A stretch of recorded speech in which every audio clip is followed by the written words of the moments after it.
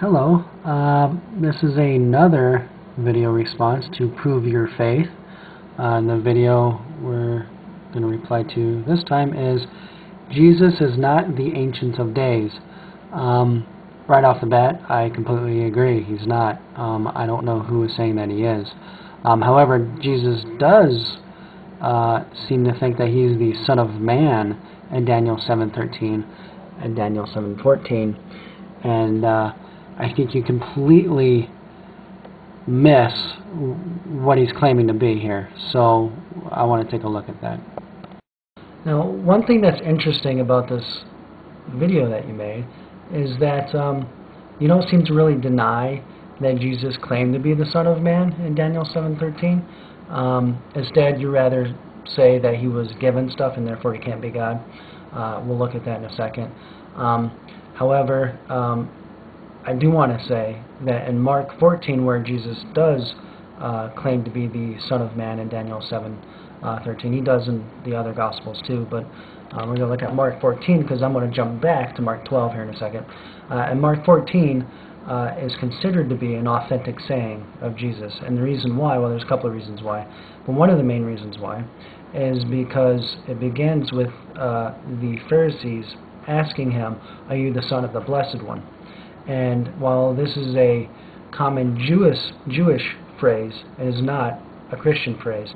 You'll only find it in this one spot in all of Christian writing, other than it being referred to, Mark 14 being referred to.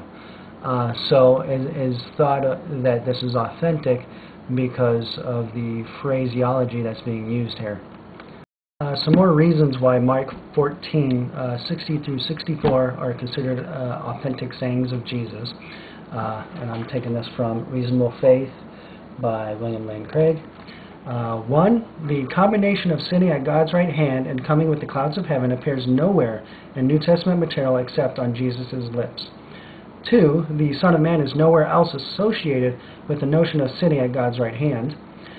3. The saying exhibits the same blend of oblique self-reference and personally high claims that characterizes other Son of Man sayings by Jesus, such as Mark 2:10, Mark 2:28, Mark 8:38, and Mark 13:26.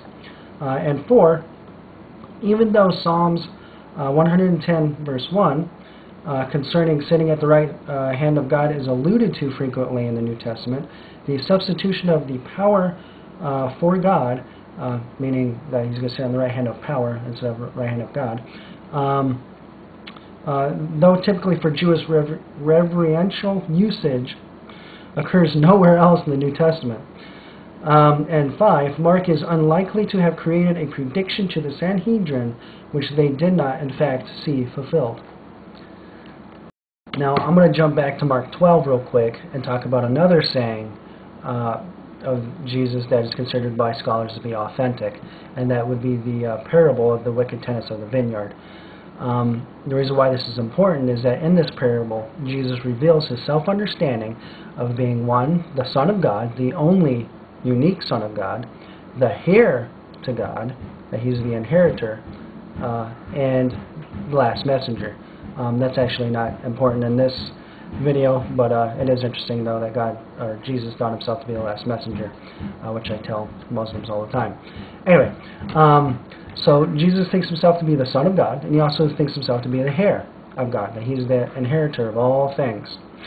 So take that and take Jesus saying later in Mark 14 that he's the Son of Man in Daniel 7, and in Daniel 7:14 it says, hold on, it says, of the Son of Man, and there was given to him dominion and glory and kingdom, and that all people, nations, and language should serve him. Think about that.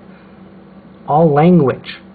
That Jesus has power as Son of Man over language. Anyway, should serve him.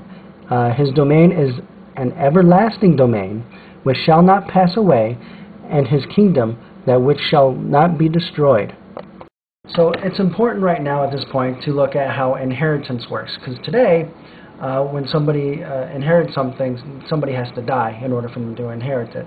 Well, that's not how it worked in first century Judaism. In fact, I don't think that's how it worked throughout most of history. This is a modern concept. How it used to always work was the firstborn, always automatically inherited whatever the father had. For example, Peter is a fisherman, so he has a boat and he has nets. That would mean that his son automatically inherited the boat and nets, so that if he were to take the boat and nets out to go fishing, he is considered as going about his father's business. That's why Jesus phrases some things that way, because he's going about doing the Father's business. He has the Father's authority. He was given it.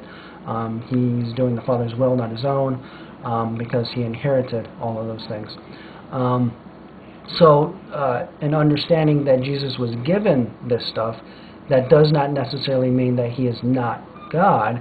He just inherited it because he took on the role of being the Son, whereas the Father took on the role of being the Father in the ontological Trinity. So, it's actually amazing that Jesus would claim to be the Son of Man in Daniel 7:13 and Daniel 7:14. It's actually probably one of the most radical claims that he could make. In fact, in Mark, brain fart here, 14, 60 through 64, Jesus is actually claiming to be the Son of Man, Son of God, and the Messiah all in one fell swoop. So he's adding all three titles, proving his divinity all in one fell swoop, and the response of the Sanhedrin is to rip his shirt and claim blasphemy. Why would he claim blasphemy? Because Jesus is claiming to himself divine roles. So if you were to claim that you have dominion and power over all people, all nations, all languages, and your power and kingdom will be everlasting, who would you be claiming to be exactly? What would your self-understanding be?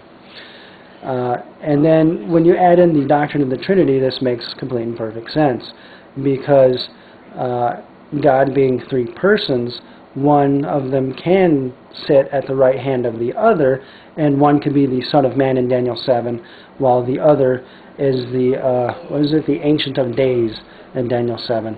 So the whole connection between Jesus being Son of Man in Daniel 7 fits perfectly with the Trinity, and shows Jesus' divine self-understanding and him putting himself in the place of God.